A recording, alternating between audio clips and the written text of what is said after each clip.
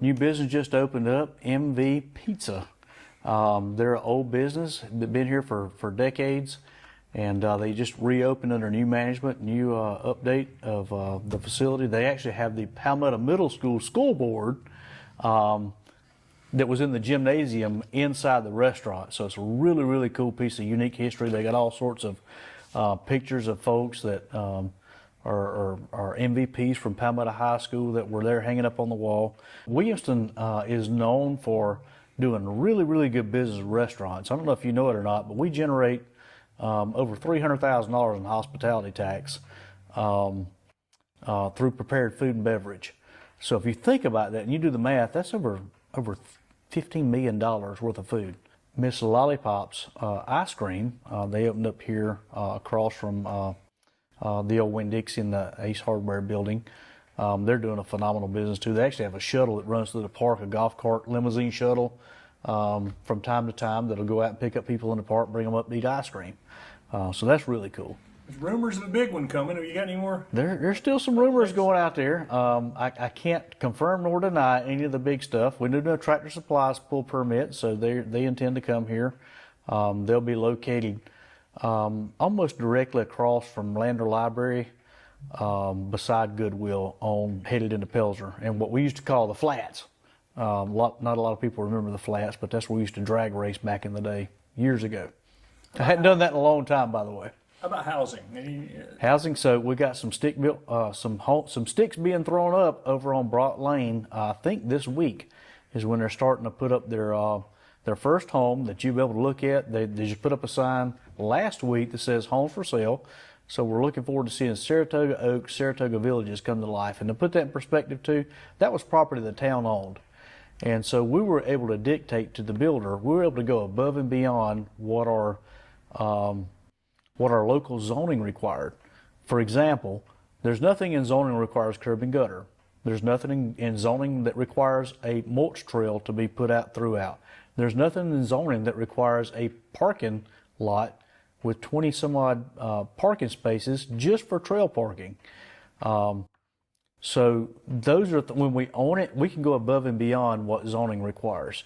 And so us owning the Brock Lane property, that's right in very close proximity to Mineral Spring Park. We wanted to make sure that we have growth. Growth is important, but we want quality growth.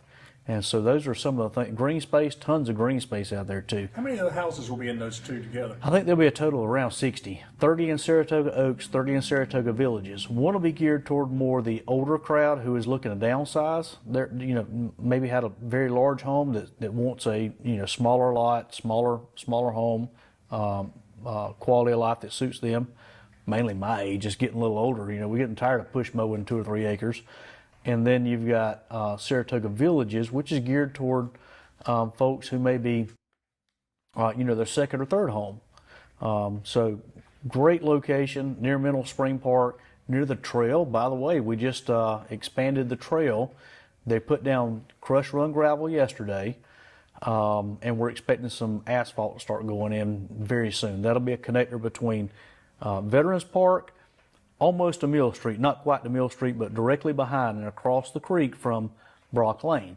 The plan is eventually to actually put a footbridge across to where you can park at the trailhead and on Brock Lane in that development. By the way, completely at the developer's expense. The public can park there, walk the mulch trail, and end up going across the creek and then come on into town without having to drive a motor vehicle. If you live in Brock Lane, Saratoga Oaks, Saratoga Villages, you'd never need to own a car. You can walk to every place but a grocery store. People can walk their kids to school then from that. They can walk their kids to school, absolutely. Eventually, we want to work with the school district and safe routes to school, the county, the state. There's a lot of people that we got to work with, ACATS, the transportation service, to tie in our current trail system to continue along Minor and to tie into the schools and DOT's sidewalk systems around the schools. If you go there any evening, you can see tons of people out walking around the track there at the school and walking the perimeter along Minor Street, along Roberts Boulevard, Middleton Boulevard, Major Road. All those have sidewalk systems that we want to tie into, and eventually tie in around Depot to be able to get to Pelzer, West Pelzer, that area as well. Since last time we met, y'all passed the budget. Did the budget go as you proposed? Hope everything's looking okay? Everything looked good. Some of the highlights, this year we had folks making, starting out making $13, $14 an hour. As you and I know, and the general public know, that's not a living wage. That's not something that's sustainable. One of my biggest efforts in this budget was to do a $2 increase across the board. That's lottie-dottie everybody, with the exception of our department heads. Our department heads had a little bit of a formula that did provide them a small increase, but not nearly the amount of increase that's well deserved for those folks making $13, $14, $15 an hour. As you know, the cost of bread, milk, and everything else has went up. With that said, we know that it's embarrassing for me as the mayor of a small town to know that my folks could literally qualify for federal benefits. We got to take care of our folks, and we're doing our best. Our council's seen that as a high priority this year, is to make sure we've got good quality folks. We want to keep and retain those folks, whether it be a police officer or the guy that empties your garbage every week. We want to make sure that those guys are taken care of. There's some benefits of being a government employee, but at the same time, having a benefit doesn't put food on the table for your family. So thankfully, our council decided and saw fit to do a $2 an hour across the board. That's the most significant increase I think we've ever seen in the town of Williamston. That at least gets us to the point where we're somewhat competitive with other jurisdictions that surround us. There's always challenges. The good thing is our income has increased with the growth, particularly hospitality tax, and also even our property taxes has increased. Without an actual property tax increase in the budget. We did not increase in the millage rate, but we're seeing a small increase there that's able to keep us to where we can do the small things like being able to offer that $2 increase. That makes us a lot more competitive, particularly with police. My goodness. Be able to grow the police department. Yeah, so we're not growing anything. We didn't create any new positions. Keeping and retaining our most valuable assets, and our most valuable assets are our employees. Plain and simple. I don't care whether that's my business, Alltech, or whether that's the town of Williamston. That's our most valuable asset. And I'm fortunate to have a great team here at the town of Williamston. Fortunate enough to have a great team at Alltech, and I want to make sure they're taken care of. And of course, all roads lead to paving. How's paving looking? So our town of Williamston roads actually look pretty decent. We've just had Bigby paved. We've had 3 or 4 roads. I think we were awarded $1.2 million in Anderson County C-Tax funding to pave roads. And again, that doesn't go very far. You think that sounds like a ton of money, which, by the way, the town has to come up with 10%, which is a 120 some odd $1,000 that is unbudgeted, but we pull that out of reserves. Anytime we're offered the opportunity to be able to get asphalt on the ground on a city-owned road, we will jump at that opportunity. And so there's no shortage of needs in the town of Williamston, just like every other town, whether it's Honeypath or Pelzer, West Pelzer. There's no shortage of needs in roads. The biggest thing is making sure people understand that there's 3 separate roadway systems within Anderson County. You've got city roads, which are very few and far between. They're mainly your primary roads where your home might be on, residential areas, and then you've got SE 20. If you see SE in front of it, that means South Carolina. That's not our roadway. I couldn't pave it if I wanted to. Certainly don't have the budget to do that, but then if you go just a little bit out, you've also got county roads. So understanding those pots of money and what they can be used for is extremely important. People, as a general rule, just doesn't care. They just know the roads aren't paved, and I sympathize with that. I get it, and I understand. But it's a fairly complex situation that the more people understand, the better off they are. Knowing that if it has SC in front of it, if you can see the sign and it's a highway number, you know that belongs to the Department of Transportation. Being mad and being upset at the right people is important. And how would the proposed referendum help you guys? Because I know y'all have some roads in that. Well, that's a great question. I'm glad you asked. I have been told, I haven't talked to Rusty specifically, but I've been told that the county intends to help out. We know we submitted a list of roadways to the county that the county has assured us those roads, and these are our worst roads, by the way, will get paved, whether it be through C funds providing a match or providing the money directly within a couple of years of that, them being able to build up that money. I haven't seen the plan yet, but I do know that Williamston has several roads that are important that could be included in that, that are included in that. Yeah, they're included on the referendum. So. I think they're 2 to 3 years after they start the proposed penny tax. But hey, that's important. Again, one of the biggest things several years ago, the county C funds committee, and I understand they want to try to stretch that dollar, their allotment that they get from the state, as far as possible. They've asked actually required small towns like ours to do a 10% match. We've never had a paving budget, ever. It used to be the county took care of the roadways, and along about early 2000s, the General Assembly decided that if you've got a population, I think over 1,000, that you're responsible for your own roadways. Well, how do you just create that massive amount in a budget? You can't. And then we're capped by Act 388. Even if we wanted to, we still can't generate enough revenue to be able to cover those roads.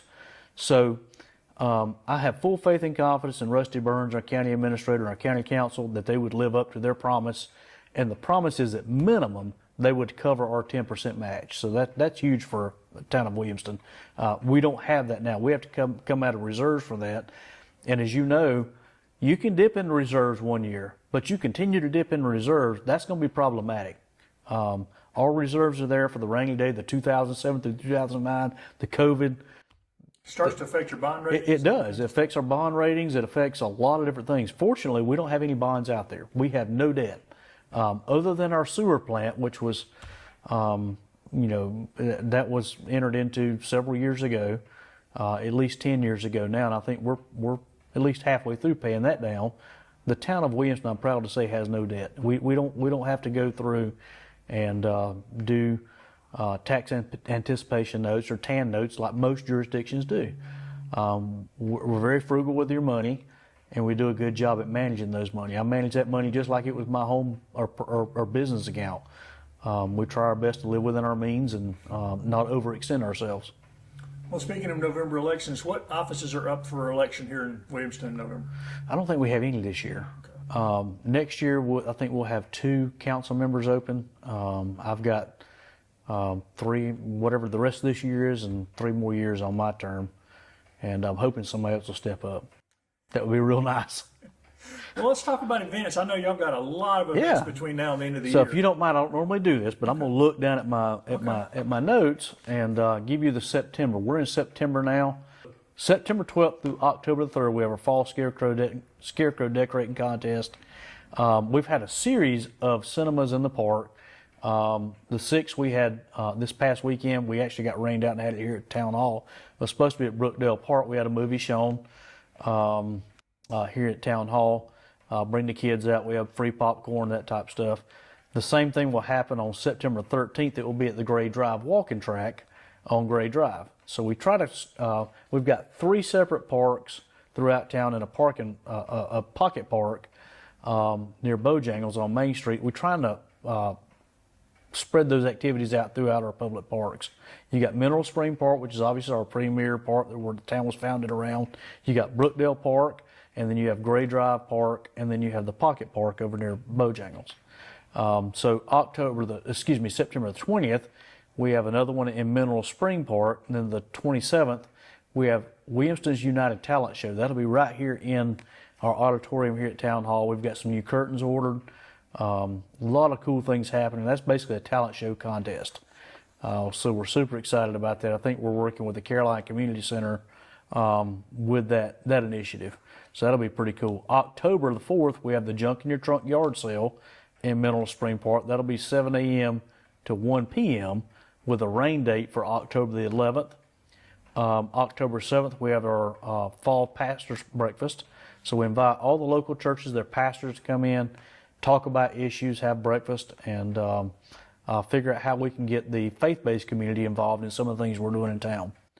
October 18th, we have Boo in the Park. You mentioned Boo in the Park. That's a huge event. that's always something really big. We have a very long line that goes out along Main Street. Last year, we actually tried something a little different. We started at the entrance of the park and wrapped the kids around, was able to take up the entire park versus just in front of the amphitheater. Worked out really, really well. So we're expecting to do the same thing this year. That's part of Envision Williamston, and they do a really good job with it. The rain date will be October 25th. So October 18th will be Boo in the Park. The 25th will be the rain date. November gets really crazy. That's where we start decorating. As soon as the scarecrows and the Halloween stuff starts coming down, we immediately start Christmas. And people say, "Why do you start so soon?" It takes a lot of time to put all that stuff up. And this year we actually sent off our decorations that hang along Main Street. For those of you who have driven Main Street at Christmas time, they're starting to look a little faded, and they had incandescent lamps on them. We're having those completely redone this year, spending a considerable amount of money to be able to have a nice display up at Christmas this year. Of course, the park, lights in the park. Oh God, yeah, tons and tons of lights in the park. Williamston goes all out. So this year will be Williamston Goes Griswold Decorating Contest. So you'll be able to put out Clark Griswold and any of his family, anything related to National Lampoon's Christmas Vacation along Main Street. And that'll be voted on very similar to the Scarecrow Contest. And then the 30th of November, we'll have the Winter Wonderland and the Holiday Market, a tree light and all the festivities that go along with that. Snow. I think they're going to have the parade this year too, the same date. That worked out pretty good last year. It was a lot to put in 1 year, but at the same time, you was able to kind of knock everything out in one day. It was a nice flow of traffic. You'll be able to come to Williamston on November 30th and spend the entire day shopping, seeing the parade, Winter Wonderland, the snow, carriage rides, everything you could possibly think of. Town Hall be decorated with Deck the Halls. That's trees from one end to the other. It's a magical place to be in Williamston at Christmas time on November 30th. We're super excited about that. That's our next huge event that we expect to happen.